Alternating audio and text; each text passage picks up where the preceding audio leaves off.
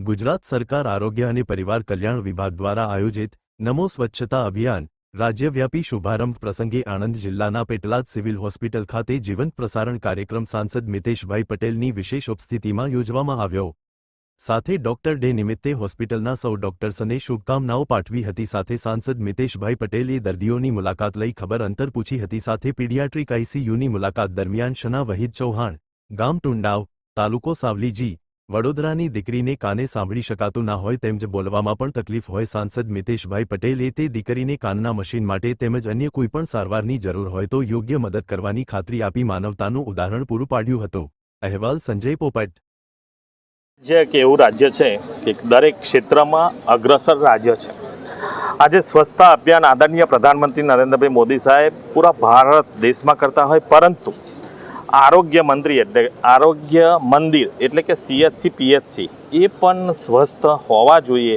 એની શરૂઆત આપણા આદરણીય મુખ્યમંત્રી ભૂપેન્દ્રભાઈ પટેલના વરદ હસ્તે આજે આરોગ્ય મંત્રી આપણા જે પ્રફુલભાઈ પંચોરિયા છે એમના હસ્તે કરવામાં આવે છે। અને વિડીયો કોન્ફરન્સથી દરેક જિલ્લામાં દરેક આરોગ્ય મંદિર સ્વસ્થ રહે, સાફ રહે, એનાથી જે સાફ અને સ્વચ્છતા સાથે જોડીને જે રોગો થતા હોય છે એ અટકે એ માટેની શરૂઆત જ્યારે કરવામાં આવી છે, એમાં પણ ગુજરાત રાજ્ય એક અગ્રસર રાજ્ય તરીકે આજે પહેલીવાર શરૂઆત કરવામાં આવી છે। સૌને શુભેચ્છાઓ પાઠવું છું। અને આજે ડૉક્ટર્સ ડે છે। સર્વ ગુજરાત રાજ્યના ડૉક્ટર્સને અને આણંદ જિલ્લાના ડૉક્ટર્સને પણ ખૂબ ખૂબ શુભેચ્છાઓ પાઠવું છું। આદરણીય મુખ્યમંત્રી આપણા ભૂપેન્દ્રભાઈ પટેલ સાહેબે સ્વચ્છતા અભિયાન સાથે સર્વ નર્સિંગ બહેનોને પણ ખૂબ ખૂબ શુભેચ્છાઓ પાઠવી છે। એમનું જે કામ છે એ કામની પણ ખૂબ ખૂબ એમને વખાણ કર્યા છે અને ડૉક્ટર્સના પણ ખૂબ ખૂબ એમને વખાણ કર્યા છે।